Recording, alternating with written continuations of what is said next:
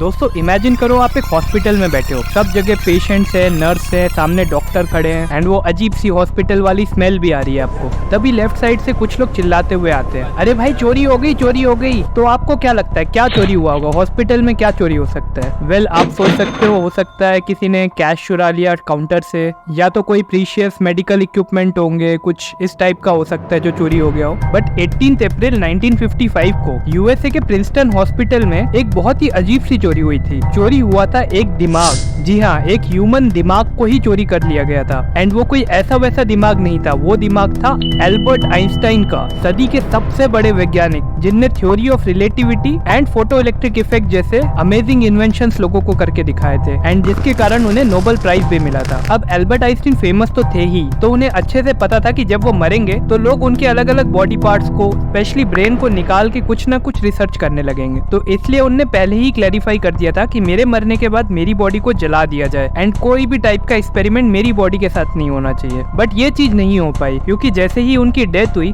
उनकी ऑटोप्सी या फिर जो पोस्टमार्टम बोलते हैं वो करने वाले जो डॉक्टर थे, डॉक्टर थॉमस हार्वी, उनके माइंड में कुछ और ही चल रहा था। उनने सोचा कि ये ब्रेन ऐसे जलने कैसे दिया जा सकता है, ये इतना इंटेलिजेंट ब्रेन था, इस पे तो रिसर्च होनी चाहिए। एंड उनने कुछ नहीं सोचा, सीधा वो ब्रेन निकाल के कांच की बोतल में डाला और अपने घर लेके आ गए। जैसे ही प्रिंसटन हॉस्पिटल में ये बात फैली, तुरंत उन्हें जॉब से निकाल दिया गया एंड उन पर पुलिस केस करने के लिए भी कहा गया। बट जैसे तैसे थॉमस हार्वी ने हैंस आइंस्टीन, जो एल्बर्ट आइंस्टीन के बेटे थे, उनसे बात की, उन्हें समझाया और उनसे परमिशन ले ली कि ठीक है आइंस्टीन के ब्रेन पर वो रिसर्च कर सकते हैं। अब ब्रेन तो उन्हें मिल गया था, बट अब जॉब नहीं थी, हॉस्पिटल से उन्हें निकाल दिया गया था। इसीलिए थॉमस हार्वी फिलाडेल्फिया में शिफ्ट हो गए एंड वहीं पे जाकर उन्होंने बहुत सारी इस ब्रेन की फोटोज खींची, अलग अलग MRIs करवाए, जो भी वहाँ पे उस समय रिसर्च होते थे वो सब कराए एंड उस ब्रेन को अपने घर के बेसमेंट में छुपा दिया। वो इस पर रिसर्च करते रहते हैं एंड फिर पता नहीं एक दिन क्या हुआ, उन्होंने इस ब्रेन के 240 छोटे छोटे टुकड़े कर दिए। अब सोचो आपके घर में एक ह्यूमन ब्रेन रखा हो किसी का, तो आपको कैसा लगेगा? सेम वैसे ही उनकी वाइफ को लगता था कि ये क्या दिन भर छुप के यहाँ पे क्या ब्रेन के साथ खेलते रहते हैं, किसी का ब्रेन है, कौन सा डेड बॉडी। ऐसे उनके झगड़े होने लगे उनकी वाइफ के साथ एंड एक दिन इतना एक्सट्रीम झगड़ा हुआ कि दोनों ने डिवोर्स ले लिया।